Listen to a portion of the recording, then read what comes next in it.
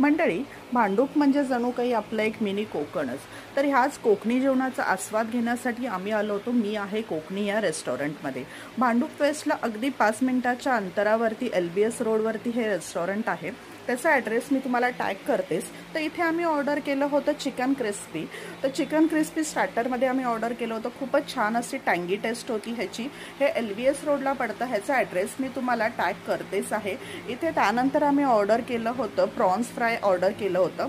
तर हे छानपैकी असं रवा कोटिंगमध्ये क्रिस्पी असं हे प्रॉन्स फ्राय आम्हाला त्यांनी सर्व केलं होतं. खूपच टेस्ट छान अशी होती या प्रॉन्सची. त्याचप्रमाणे वेगवेगळे कोल्ड्रिंक्सचे ऑप्शन्सही इथे अवेलेबल आहे.